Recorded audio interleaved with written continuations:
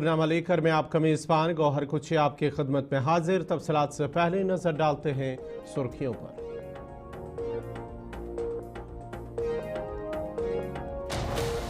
किश्तवाड़ के छात्रों इलाके में दूसरे रोज ऑपरेशन जारी। त्राल के शेराबाद इलाके में फोर्सेस का सर्च ऑपरेशन। एसआई की जानिब से पूंछ के मुतअद्दिद मकामात पर छापे। बरतानिया में बारिशें न होने की वजह से खुश्क साली का खतरा और ट्रंप इंतजामिया ने काबुल यूनिवर्सिटी को गैर मुल्की तलबा को दाखिला देने से रोक दिया।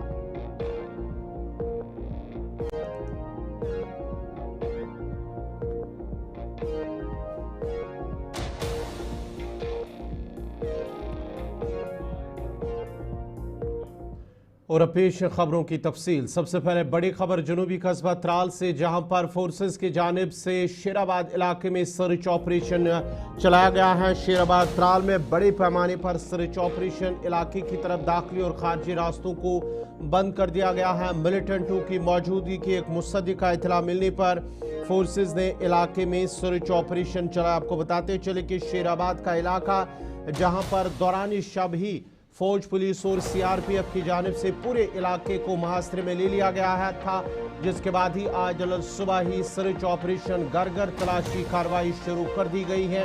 और इलाके के अंदर जो ज़राए के हवाले से खबर आ रही है कि फोर्सेस को इलाके के अंदर मिलिटेंटों की मुसद्दिका मिली थी मौजूदगी की, जिसके बाद ही इलाके का मुहासरा और आज सुबह तलाशी ऑपरेशन शुरू कर दिया गया है। ताम इस इलाके की तरफ इस जो रास्ते हैं, आने और जाने वाले रास्ते, उनको सभी रास्तों को बंद कर दिया गया है और घर घर तलाशी कार्रवाई शुरू कर दी गई है। आज सुबह ही शेराबाद इलाका जनूबी कस्बा त्राल का, जहां पर फोर्सेस की जानिब से जो है सर्च ऑपरेशन चलाया गया है। त्राल से तकरीबन 1.5 किलोमीटर की दूरी पर ये वाक़या गाँव, जहां पर फौज, पुलिस और सीआरपीएफ की जानिब से इलाके के अंदर सर्च ऑपरेशन चलाया गया है।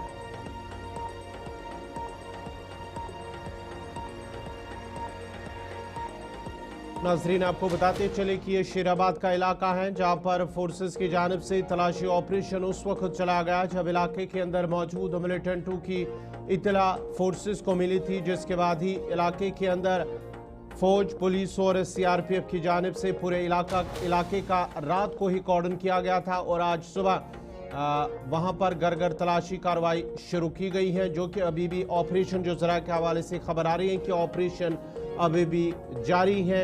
इलाके की तरफ आने और जाने वाले रास्तों को बंद कर दिया गया है और गाड़ियों को दूसरी तरफ से वहां जाने के हवाले से कहा जा रहा है। तफसीलात के लिए सीधा चलते हैं अपने नुमाइंदे शेख कौसर के पास। कौसर, जरा अपडेट कीजिएगा, क्या कुछ तफसीलात है? जी बिल्कुल गवर, आपको मैं बताना चाहूंगा कि सिक्योरिटी फोर्सेस को इतला मिली थी कि शेराबाद बुली त्राल में मिलिटेंट छुपे हुए हैं। दौरानी शब से ही वहां पे सर्च ऑपरेशन चलाया गया, घर घर तलाशी कार्रवाई की गई। तो सबसे बड़ी बात यह है कि जो त्राल से अवंतीपोरा जो रास्ता जाता है वया बुली, वो सील कर दिया गया है। ना ही किसी को अवंतीपोरा की तरफ जाने दे रहे, ना ही अवंतीपोरा से त्राल की तरफ। फिलहाल घर घर तलाशी सुबह से ही जारी है। तो आपको बता दूं कि ये जो यहाँ पे तमाम एंट्री एग्जिट पॉइंट सील कर दिए गए हैं, इसलिए वहाँ पे सिविलियंस को जाने नहीं देते, क्योंकि सिक्योरिटी फोर्सेस के लिए सबसे पहली प्रायोरिटी जो वो आम लोगों की सेफ्टी होती है, इसीलिए वहाँ से किसी को आने जाने की इजाजत नहीं मिल रही है।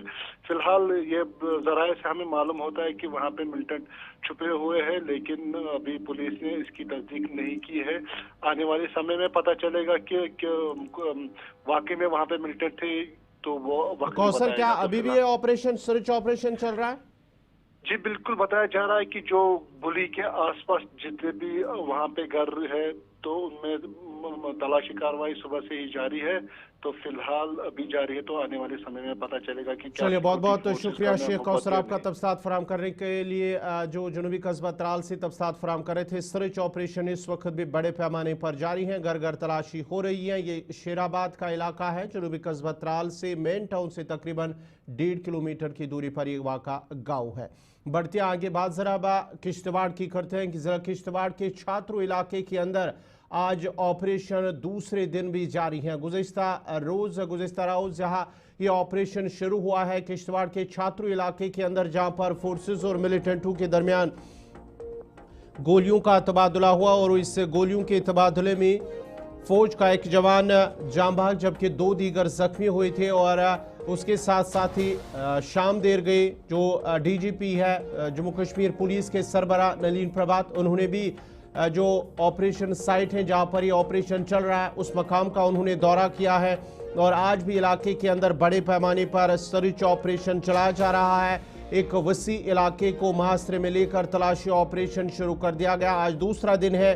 कल जहां पर जब इब्तिदाई गोलियों का तबादला हुआ था जिसमें 3 फौजी एहलकार जख्मी हुए थे, जरा के हवाले से खबर आ रही है, लेकिन उसके बाद ही एक फौजी जवान जाम भाग हुआ था, जख्मों की ताब न लाते हुए दम तोड़ बैठा, जिसके बाद ही 2 जो जख्मी फौजी एहलकार हैं उनका इलाज अभी भी चल रहा है। लेकिन आज ऑपरेशन का दूसरा दिन है जहां छात्रों का इलाका है जहां पर ये ऑपरेशन चलाया जा रहा है।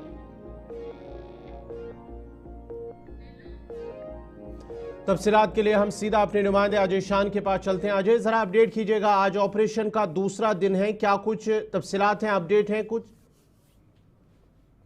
जी वो देखिए, ये जो ऑपरेशन कल एनकाउंटर स्टार्ट हुआ था, हालांकि बाद दोपहर के बाद वहां पर कल से ही कोई फायरिंग तो नहीं हुई, एक्सचेंज ऑफ फायर नहीं है, लेकिन बड़े पैमाने पर वहां पर सर्च ऑपरेशन चल रहा है। जो एक बड़े जो इलाका है उसको घेरे में लिया गया है, क्योंकि एक बड़ी चैलेंज बनी हुई है सिक्योरिटी फोर्सेज के लिए कि पिछले 8-9 महीने से वहां पर मिलिटेंट्स की मूवमेंट है और फौज का भी जानी नुकसान होने 2 बार हो चुका है वहां पर। हालांकि 3 मिलिटेंट इससे पहले 1 महीना कबल हुए एनकाउंटर में मारे गए थे, लेकिन काफी जो चैलेंजिंग ये एरिया बन गया है फौज के लिए, चाहे सिक्योरिटी एजेंसीज हो, तो जिसका असर हमने ये देखा कि कल डीजीपी खुद वहां मौके पर पहुंचे हुए थे और पूरे ऑपरेशन को सुपरवाइज।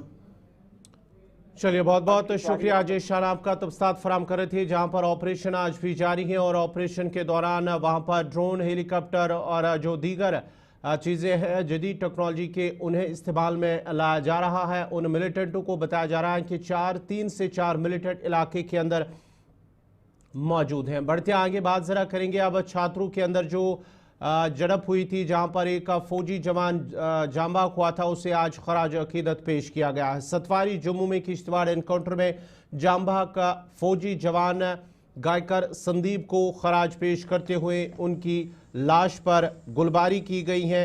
और इस तकरीब के दौरान वहां पर फौज, पुलिस और दीगर जो इंतजामी के अफसरान हैं वो मौजूद थे। सिपाही गायकर संदीप पांडुरंग जो कि गांव करनेदी तहसील अकोले जो अहमदनगर ज़िला महाराष्ट्र का रहने वाला है, उन्हें खराज अकीदत पेश किया गया, जहां पर बीएसएफ, फौज, पुलिस और सिविल इंतजामी के आला अफसरान भी मौजूद थे। और ये फौजी जवान किश्तवाड़ के इलाके छात्रों में गुज़श्ता रोज़ हुई मिलिटेंट और फोर्सेस के दरमियान झड़प में वो जाम भाग हो गए थे। और फौज की 17वीं राष्ट्रीय राइफल्स में खदमात अंजाम दे रहे थे। जाम भाग का फौजी जवान की लाश को आज फौजी एजाज़ के साथ अब अपने आबाई इलाका रवाना किया जाएगा।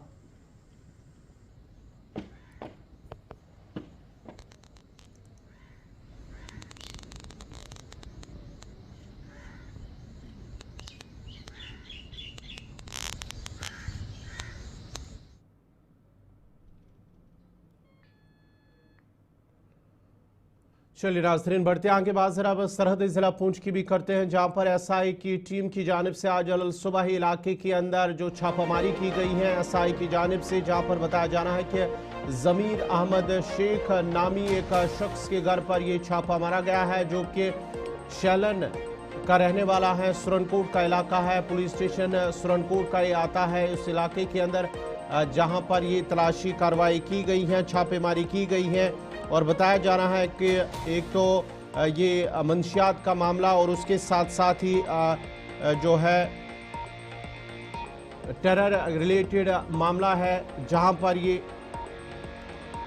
छापामारी की गई है एसआई की जानिब से। आज अल सुबह इलाके के अंदर पुंछ सरहदी ज़िला पुंछ के मुतअद्दिद मकामात पर एसआई की जानिब से ये छापामारी की गई है, जहां पर एक शख्स का जो जिक्र इसमें किया गया है कि ज़मीर अहमद शेख नामी एक शख्स, उनके घर पर ये भी छापामारी हुई है और उनके घर जो अफराद खाना है उनसे पूछताछ की गई है। और साथ ही साथ वहां पर जो है मोबाइल फ़ोन वहां पर चेक किए गए हैं और साथ ही साथ तलाशी भी ली गई है और दीगर कई मकामात पर भी एसआई की जानिब से आज सुबह ही ये तलाशी ऑपरेशन, ये छापामारी की गई है, जो कि एफआईआर नंबर 01/2025 U/S 1318 और 18B 38 और 39 यूएपीए के तहत ये जो एफआईआर दर्ज किया गया है, उस मामले को लेकर ये एसआई की जानिब से ये छापामारी की गई है, जहां पर तलाशी और अफराद खाना से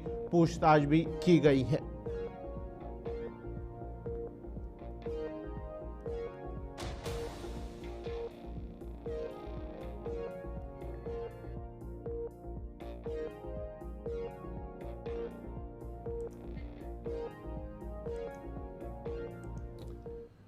चलिए नाजरीन, बढ़ते आगे बात जरा करेंगे ऑल इंडिया तृणमूल कांग्रेस के वफद के हवाले से, जहां 5 रुकनी वफद जो कि जम्मू कश्मीर के दौरे पर है ने आज सरहदी जिला राजौरी का दौरा किया है।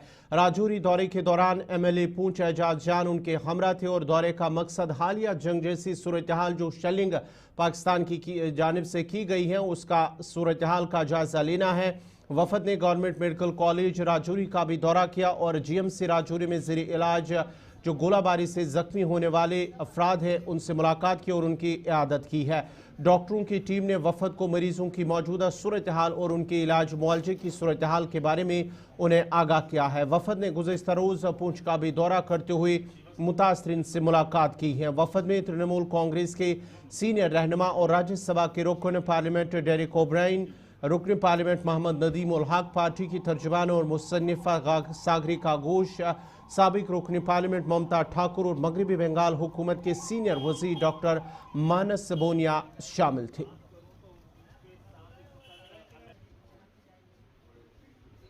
पांच प्रतिनिधि के दल, हमारे लीडर डेरेक ओब्रायन, हमारे लीडर मोहम्मद नदीम उल हक, श्री मानस भुइया, श्रीमती ममता ठाकुर, मैं सागरिका घोष, हम 5 प्रतिनिधि मंडल यहाँ आए हैं देखने के लिए कि बॉर्डर विलेजेस में जो लोग उनकी जो पीड़ा है, उनकी जो तकलीफ़ें हैं, जो मुश्किलें हैं, इनको देखने के लिए आए हैं, उनका दुख बांटने के लिए आए हैं। और हम ये भी पूछना चाहते हैं कि ये लोग जो बॉर्डर विलेजेस में हैं, जो लगातार क्रॉस बॉर्डर शेलिंग के शिकार बन रहे हैं, जो लगातार क्रॉस बॉर्डर शेलिंग का सामना कर रहे हैं, ये बेटर प्रोटेक्शन इनका बेटर प्रोटेक्शन क्यों नहीं है? ये सुरक्षित क्यों नहीं है? इनके पास बंकर्स क्यों नहीं है? इनके पास चिकित्सा सहायता क्यों नहीं है? क्योंकि ये हैं वो लोग जो हर दिन क्रॉस बॉर्डर शेलिंग का सामना कर रहे हैं, पाकिस्तान शेलिंग का शिकार बन रहे हैं। हमने देखा इम्तियाज़ अहमद है, अस्पताल में लेटे हुए हैं, उनके हाथ बर्बाद हो गए हैं। वो क्या करेंगे? कहाँ जाएंगे? किस तरह से नौकरी करेंगे? किस तरह से अपने परिवार को पालेंगे? हमने 14 साल की अरफा को देखा। अरफा जो उसकी टांग ख़राब हो चुकी है, वो कैसे कूदेगी, कैसे खेलेगी, कैसे स्कूल जाएगी? ये जो दुख भरी कहानियाँ हैं, इनको हम देश के सामने रखेंगे, मेन स्ट्रीम मीडिया के सामने भी रखेंगे कि जो बॉर्डर एरिया में जो लोग हैं, जो बॉर्डर एरिया के जो, और हर समुदाय के लोग यहाँ हैं। ये इसमें धर्म जाति कुछ नहीं है, हर समुदाय के लोग लगातार क्रॉस बॉर्डर शेलिंग के शिकार बन रहे हैं, क्रॉस बॉर्डर शेलिंग का सामना कर रहे हैं। ये सबसे ज़्यादा असुरक्षित क्यों है? ये हमने देखा है, हमारे सबके दिल टूट गए हैं इनकी पीड़ा देख के, इनका दुख देख के। और हम यहाँ आए हैं उनका दुख बांटने के लिए, पीड़ा बांटने के लिए। और अगर हमसे कोई भी सहायता अगर हम दे सकें तो हम देंगे। जम्मू कश्मीर सरकार जो भी कदम उठाएगी इनकी सहायता के लिए, हम उनके साथ देंगे। और আমরা 5 প্রতিনিধি দলের সদস্য পশ্চিম বাংলা থেকে আমাদের নেত্রী শ্রীমতী মমতা বন্দ্যোপাধ্যায়ের নির্দেশে আমরা এখানে এসেছিলাম। আমরা কয়েকদিন ধরে এখানে বর্ডার এরিয়াগুলো ঘুরছি। গতকাল পুঞ্চে ছিলাম, আজকে রাজৌরি। ভয়াবহ ঘটনা। এখান থেকে বর্ডার খুব কম দূরত্বে। পুঞ্চেও আমরা দেখেছি आक्रमण सेलिंग। राजौरी देखलाम। पुंछ के सारा बॉर्डर इलाका जो है वहाँ पे विज़िट किया। राजौरी का जो है उन्होंने जहाँ जहाँ पे शेलिंग हुई थी, जहाँ जहाँ कीमती जानें हमारी गई, वहाँ पे विज़िट किया। मैं इन तमाम हजरात का शुक्रगुज़ार हूँ और मैं अपनी तरफ से और हमारी गवर्नमेंट की तरफ से और जो मेंबर्स आए थे उन्होंने भी बड़ा अप्रिशिएट किया।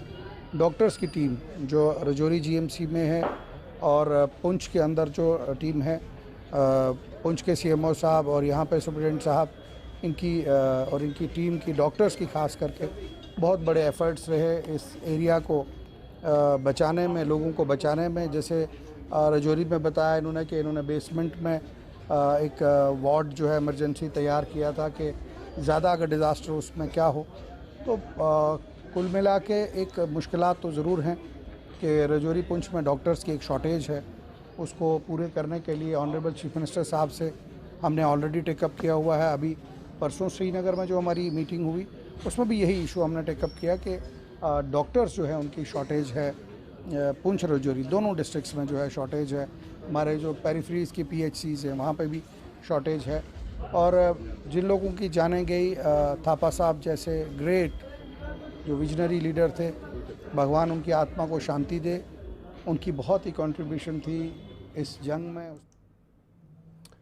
जम्मू शहर में बिजली की गैर एलानिया कटौती की वजह से लोगों को शदीद परेशानी का सामना है। लोगों का कहना है कि गर्मी के इस मौसम में जब दर्जे हरारत 42 डिग्री से तजावुज कर चुका है तो महकमे बिजली की जानिब से बिजली की गैर एलानिया कटौती कर दी जाती है, जिससे आवाम को शदीद मुश्किलात में इजाफा हो रहा है। लोगों ने महकमे बिजली से अपील की है कि बिजली की गैर एलानिया कटौती बंद की जाए ताकि लोगों को दरपेश मुश्किलात ख़त्म हो सके और लोग गर्मी के इस मौसम में आराम से ज़िंदगी गुजार सके।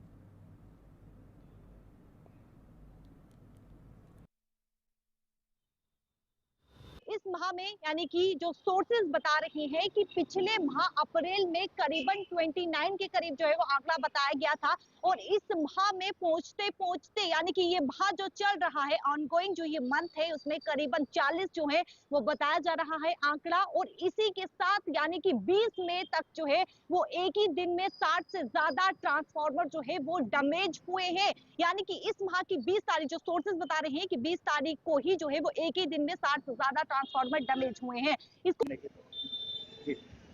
गर्मी काफी ज्यादा, बहुत ज्यादा गर्मी है, बर्दाश्त के बाहर है। मतलब काफी रिकॉर्ड तोड़े इस बार गर्मी ने, कश्मीर में भी, यहाँ भी। कितनी आपके इलाके में जो है वो बिजली कटौती होती है दिन में? एक तो सुबह का इन्होंने कट रखा हुआ है कि शॉप ओपन होती है 9 बजे, तो 10 बजे तक लाइट नहीं होती है। 1 घंटे का तो हमें वो होता ही नहीं है, लाइट 10 बजे आती है। उसके बाद भी दिन में कोई 10-12 बार लाइट चले जाती है, जाती सिर्फ 15 मिनट के लिए, आधे घंटे के लिए, लेकिन बीच बीच में लाइट बंद करते हैं वो। क्योंकि ये जो है जम्मू का सबसे अच्छा बिजनेस हब है रघुनाथ बाजार, लेकिन यहाँ पे तो कम से कम जब से। नाजरीन, हम आपको सीधे दिल्ली लिए चलते हैं जहाँ इस वक्त वजीर दाखिला अमित शाह बात कर रहे हैं। मुहिम है, जितनी कठिन है उतनी ही रोमांचक काल। किसी भी बल के स्थापना के 6 साल में ही एक विकट युद्ध का सामना करना पड़े और सबसे कठिन बॉर्डर पर करना पड़े, ये शायद बीएसएफ के अलावे किसी के भाग्य में ऐसा मौका नहीं आया होगा। 65 की स्थापना के बाद 1971 के हम पर थोपे गए युद्ध में बीएसएफ के जवानों ने जो वीरता दिखाई, जो योगदान दिया, उसको ना भारत कभी भूल सकता है, ना कभी बांग्लादेश ने भूलना चाहिए। बांग्लादेश के सृजन में बीएसएफ की बहुत बड़ी भूमिका रही और अन्याय के खिलाफ लड़ने में बीएसएफ कितनी बहादुरी के साथ मोर्चा ले सकती है, इसका एक बहुत उत्कृष्ट उदाहरण 71 की लड़ाई में सेना के साथ कंधे से कंधे सीमा प्रहरियों को गैलेंट्री मेडल्स दिए गए, मेरिटोरियस मेडल भी दिए गए। ये जिन जवानों को मेडल मिले हैं वो प्रतीकात्मक है। उनकी ड्यूटी ऐसी जगह पे थी, उनका कालखंड ऐसा था जिसके कारण उन्होंने अपने दायित्व को अच्छे से निभाया, बहादुरी दिखाई और मेडल का अधिकार मिला। परंतु एक मानो में ये मेडल सभी सीमा प्रहरियों की बहादुरी, जज्बे और समर्पण को सम्मानित करने की एक प्रक्रिया है, जो अंदर भी है, बॉर्डर पर भी है और आंतरिक सुरक्षा के लिए भी जूझ रहे हैं। ये प्रतिनिधि जो आपके आज यहां मंच पर दिखाई पड़ते थे, वो आप सभी का प्रतिनिधित्व करते हैं। तो इन मेडल्स के लिए मैं हर एक सीमा प्रहरी को बहुत बहुत बधाई और अभिनंदन करना चाहूंगा। सीमा की सुरक्षाओं के साथ साथ बीएसएफ ने आंतरिक सुरक्षा, आपदा प्रबंधन और आतंकवाद विरोधी अभियानों में भी बहुत अच्छे से हिस्सा भी लिया है और परिणामों को भी प्राप्त किया है। चाहे चुनाव कराना हो, चाहे कोरोना हो, चाहे खेल का मैदान हो, चाहे आतंकवाद का सामना करना हो, चाहे नक्सलवाद का सामना करना हो, चाहे उत्तर पूर्व में शांति की स्थापना करनी हो, हर मोर्चे पर जब बीएसएफ को तैनात किया गया, बीएसएफ ने बहुत अच्छे तरीके से अपनी ड्यूटी को निभाया है। मित्रों, आज मैं यहां आया हूं तब आज ये अलंकरण समारोह एक प्रकार से ऐसे समय हुआ है जब बीएसएफ और सेना ने एक अप्रतिम शौर्य का उदाहरण पूरी दुनिया के सामने प्रस्थापित किया है। ऑपरेशन सिंदूर ये हमारे प्रधानमंत्री की दृढ़ राजनीतिक इच्छा शक्ति, हमारी सूचना एकत्रित करने वाली संस्थाओं की सटीक सूचना और सेना का मारक क्षमता का अद्भुत प्रदर्शन, ये तीनों मिलता है तब ऑपरेशन सिंदूर बनता है। मैं आज ऑपरेशन सिंदूर के बैकग्राउंड की भी जरूर बात करना चाहूंगा। मित्रों, हम सभी जानते हैं कई दशकों से हमारा देश पाक प्रेरित आतंकवाद का सामना कर रहा है। सालों तक कई बड़ी बड़ी घटनाएं पाकिस्तान ने की, मगर इसका जवाब, उचित जवाब नहीं दिया गया। हम संरक्षात्मक काम करते रहे, हमारे लोगों की जान बचाने के लिए बहुत अच्छा काम हमारी पुलिस, सेना, बीएसएफ सब ने किया, मगर कभी भी उचित जवाब नहीं दिया। 2014 में नरेंद्र मोदी जी प्रधानमंत्री बने, भारतीय जनता पार्टी के नेतृत्व वाली सरकार बनी और सबसे पहला बड़ा हमला उरी में हमारे जवानों पर किया, उनको जिंदा जला देने की हिमाकत की और हमने सर्जिकल स्ट्राइक कर पहली बार आतंकी ठिकानों में घुसकर आतंकवादियों को जवाब देने का काम उरी के बाद तुरंत किया। हम मानते थे कि संदेश से शायद अब सब कुछ रुक जाएगा, मगर नहीं रुका।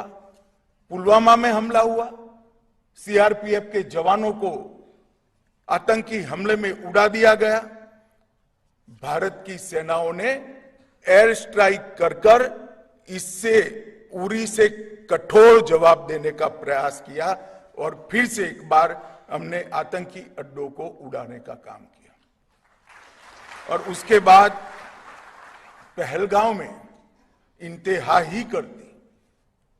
निर्दोष यात्रिकों को धर्म पूछकर अपने परिवार के सामने, परिवार के महिला सदस्य और बच्चों के सामने चुन चुन कर निर्ममता पूर्वक मारने का पाप पाक प्रेरित आतंकवादियों ने किया। और उस वक्त हमारे प्रधानमंत्री जी ने उनको कहा था, बिहार से कहा था कि इसका उचित जवाब दिया जाएगा। और ऑपरेशन सिंदूर ये उसका जवाब है। आज पूरी दुनिया हमारी सेना की वीरता और मारक क्षमता की भूरी भूरी प्रशंसा कर रही है। और मैं आज इस मंच पर से सेना के उन वीर जवानों को, तीनों सेनाओं ने मिलकर जो पराक्रम किया है, वो सभी को समग्र राष्ट्र की ओर से मैं उनको अभिनंदन भी करना चाहता हूं और धन्यवाद भी कहना चाहता हूं कि आपने देश के स्पिरिट को वहां तक पहुंचाने का काम किया है जहां पहुंचाने की जरूरत थी। दुनिया भर में कई जगह पे आतंकी हमलों का जवाब दिया गया है, परंतु भारत ने जो जवाब दिया है वो एक प्रकार से अलग है। जब पहलगांव पर हमला हुआ उसके बाद हमने 8 तारीख को ऑपरेशन सिंदूर लॉन्च किया।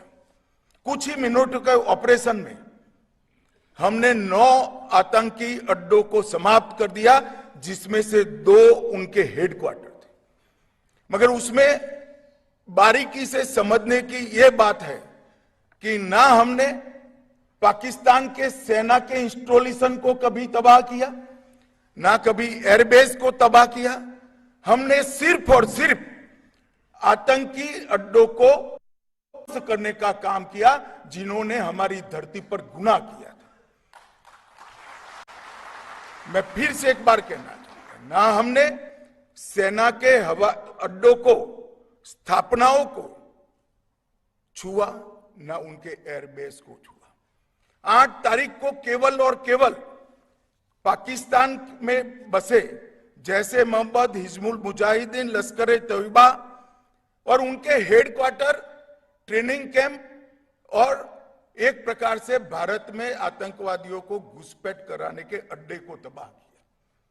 हम मानते थे कि इतना इनफ है और हमने तो हमला आतंकवादियों पर किया था, मगर पाकिस्तान ने साबित कर दिया कि जो आतंकवाद यहां पर है वो पाक स्पॉन्सर है।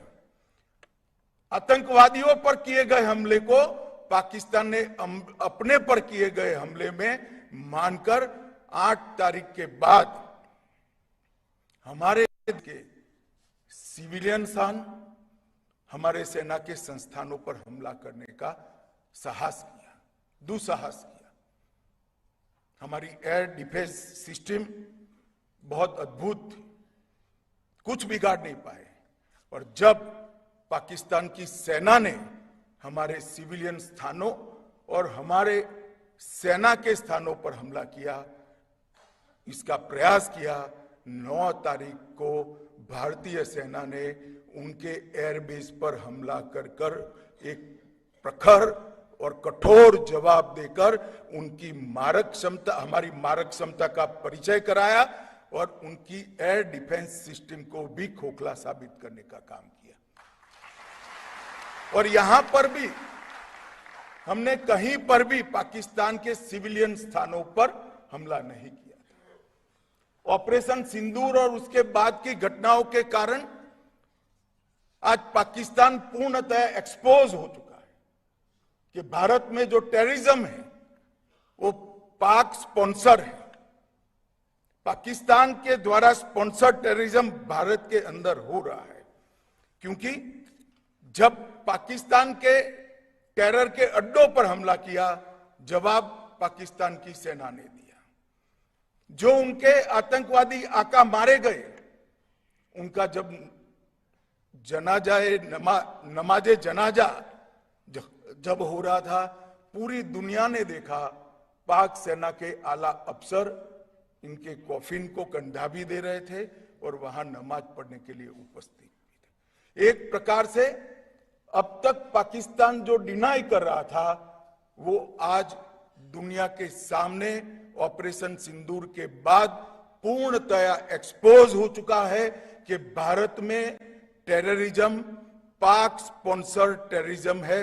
इसमें अब दुनिया में किसी को शंका नहीं रही है। और मैं फिर से एक बार कहना चाहता हूं कि ऑपरेशन सिंदूर अपनी भूमि पर हुए टेरर हमलों के जवाब के इतिहास में सबसे सटीक और सभी उद्देश्यों को पूर्ति करने वाला ऑपरेशन था। और इस सटीक ऑपरेशन का न केवल भारत, पूरी दुनिया के एक्सपर्ट्स भूरी भूरी प्रशंसा कर रहे हैं और हमारे सेना के जवानों की भी प्रशंसा, इनकी वीरता की प्रशंसा, इनकी मारक क्षमता की प्रशंसा और साथ में सेना के संयम की भी प्रशंसा हो रही है कि हमने केवल आतंकी अड्डों और उनके एयरबेस को ही टारगेट किया। मित्रों, 100 किलोमीटर अंदर घुसकर पहली बार हमारी सेना ने पाकिस्तान को जमीन दिखाने का पराक्रम किया है। पूरा देश सेना के जवानों पर नाज करता है, हमारे बीएसएफ के सीमा प्रहरियों पर नाज करता है। ये जब घटनाक्रम चल रहा था तब, क्योंकि युद्ध घोषित नहीं हुआ था, बीएसएफ ने भी बॉर्डर नहीं छोड़ी थी, बीएसएफ भी मोर्चे पर थी। जब उस ओर से गोलाबारी हो रही थी, सेल चल रहे थे, गोलियां चल रही थी, बीएसएफ के जवानों ने भी 1 इंच भी पीछे हटे बगैर उनके गोली का जवाब गोले से देने का काम किया और उनको ये बता दिया कि बीएसएफ 24 घंटा 365 दिन तैनात है और जब तक बीएसएफ है पाकिस्तान की सेना 1 इंच भी आगे नहीं बढ़ सकती है। मैं ये सभी सीमा प्रहरियों को भी बहुत बहुत बधाई देना चाहता हूं। मित्रों, इस ऑपरेशन सिंदूर ने आत्मनिर्भर भारत की डिफेंस प्रोडक्शन में जो स्थिति है उसको भी बहुत अच्छे तरीके से आज हमने इसकी सफलता देखी है और मैं मानता हूं कि आने वाले दिनों में मोदी जी के नेतृत्व में ये अभियान और चलेगा और हम आत्मनिर्भरता की ओर आगे बढ़ते चलेंगे। ऑपरेशन सिंदूर में बीएसएफ के मोहम्मद इम्तियाज अहमद और दीपक चिंगाखम ने मातृभूमि की रक्षा करते हुए सर्वोच्च बलिदान दिया। सेना के भी जवानों का बलिदान हुआ है। ये सभी को आज के इस कार्यक्रम के माध्यम से मैं मनपूर्वक इनकी वीरता की सराहना भी करता हूं और उनके परिवारों को बताना चाहता हूं कि आपने आपके परिवार का स्वजन जरूर खोया है, परंतु इसका नाम इस देश की आजादी की रक्षा के, इस देश के सार्वभौमत्व की रक्षा के इतिहास में स्वर्णिम अक्षरों से हमेशा हमेशा अंकित होगा। ये हम सब के लिए गर्व का विषय है। मित्रों, बीएसएफ भारत की 15,000 किलोमीटर से अधिक सीमा और उसमें से सबसे कठिन सीमा की सुरक्षा बीएसएफ के हाथ में है। कई प्रकार की विषम भौगोलिक परिस्थितियां बीएसएफ के लिए चैलेंज बनी हुई हैं, मगर मुझे आनंद है कि बीएसएफ ने विगत 5 साल के अंदर ढेर सारे तकनीकी समाधान ढूंढने का प्रयास किया है। जहां पर बाढ़ नहीं लग सकती, वहां पर सीमा की सुरक्षा तकनीक के माध्यम से करने के लिए दुनिया भर के सॉल्यूशन को भी प्रयोगात्मक रूप से बीएसएफ ने जमीन पर उतारने का प्रयास कभी भूल सकता है ना कभी बांग्लादेश के जवानों ने भी इन हाउस कई सारे सॉल्यूशन निर्मित किए हैं। अभी 2 महीना पहले ही मैं और हमारे गृह सचिव जम्मू गए थे। ढेर सारे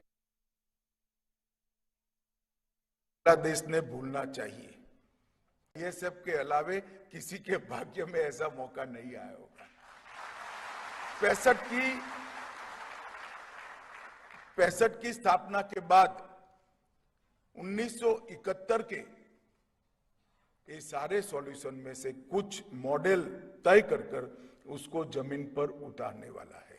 मुझे पूरा भरोसा है कि जहां पर भौगोलिक विषमता हमारे आड़े बहुत बड़ी अड़चन बनी है, ऐसी सीमा की सुरक्षा के लिए भी बीएसएफ ने ढूंढे हुए तकनीकी समाधान आने वाले दिनों में देश को सुरक्षित करेंगे। और कुछ शब्दों में मैंने प्रक्रिया बताई, वो प्रक्रिया बहुत लंबी है, बहुत परिश्रम करने वाली है और सैकड़ों ट्रायल लेकर एरर को खत्म कर एक संपूर्ण प्रणाली बनाने की ये प्रक्रिया अपनाई है। मैं आज इसलिए कह रहा हूं कि देश के नागरिकों को भी मालूम पड़ना चाहिए कि जहां नाले बस रहे हैं, नाले बह रहे हैं, जहां पर घना जंगल है, पहाड़ों की चोटियां हैं, जहां पत्थर है, ऐसी जगह पे जहां बाढ़ नहीं लग सकती, इसकी सुरक्षा के लिए भी बीएसएफ के जवान कटिबद्ध है और सतत पुरुषार्थ कर इसके तकनीकी समाधान ढूंढे हैं। बीएसएफ ने 1 दिसंबर 1965 से लेकर आज तक जो बीएसएफ का विकास हुआ है, लगभग 2,75,000 की नफरी के साथ थल, जल और वायु तीनों प्रकार के सुरक्षा के दस्ते बनाकर बीएसएफ आज दुनिया के सभी सीमा सुरक्षा बलों में सर्वोच्च स्थान पर खड़ा है। इसमें किसी को कोई शंका नहीं है। बीएसएफ आज अपनी भूमिका बहुत अच्छे तरह से निभा रही है और देश ने भी बीएसएफ के जवानों को हमेशा उनके पराक्रम को, उनके बलिदान को नवाजने में कोई कमी नहीं छोड़ी। 1 पद्म विभूषण, 2 पद्म विभूषण भूषण, 7 पद्मश्री, 1 महावीर चक्र, 6 कीर्ति चक्र, 13 वीर चक्र, 13 शौर्य चक्र, 56 सेना मेडल और 1246 वीरता के लिए पुलिस पदक बीएसएफ के जवानों को मिले हैं। वो ही बताता है कि एक बल इतने सारे पदक पर जब अधिकार करता है और सभी प्रकार के पदक पर अधिकार करता है तो उनकी निष्ठा कितनी अद्भुत होगी। बीएसएफ ने लगभग 1,10,000 किलोग्राम ड्रग को भी ये 5 साल में पकड़कर नारकोटिक्स के खिलाफ की लड़ाई को भी मजबूत किया है और एक प्रकार से नक्सली अभियान में भी 78 से ज्यादा नक्सलियों को ये 5 साल में खत्म कर बीएसएफ ने बहुत बड़े नक्सल विरोधी अभियानों को भी अंजाम दिया है।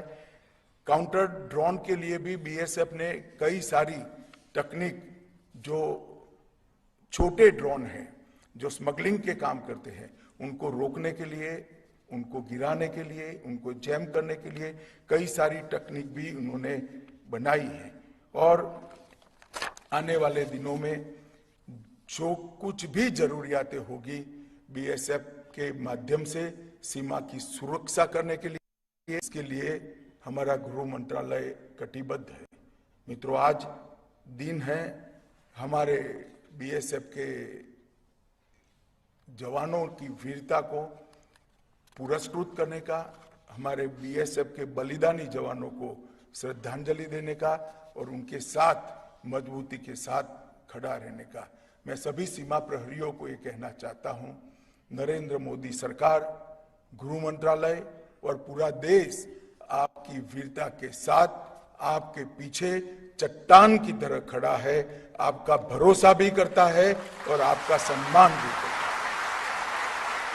और जब जब सीमा से कोई भी चीज के समाचार आते हैं और जब मुझे मालूम पड़ता है कि मेरा सीमा प्रहरी वहां उपलब्ध है, मौजूद है, तब मैं आराम से चैन की नींद सोने में कोई कसर नहीं छोड़ता, क्योंकि मुझे मालूम है सीमा प्रहरी है तो कुछ नहीं होने वाला है। नुकसान होगा तो सामने वालों का ही होगा, हमारे देश का नहीं होगा। फिर से एक बार 1965 से लेकर 2025 तक की ये पूरी बीएसएफ की यात्रा को मैं मनपूर्वक सैल्यूट करता हूं और आने वाले दिनों में भी देश अपेक्षा करता है कि इससे भी उत्कृष्ट बहादुरी और बलिदान की भावना के साथ बीएसएफ देश की सीमाओं की सुरक्षा करेगा और मुझे विश्वास है देश के विश्वास के प्रति आप निश्चित खड़े होंगे। रुस्तम जी साहब को फिर से एक बार मनपूर्वक याद कर मेरी वाणी को विराम देता हूं। नमस्कार। हम पर थोपे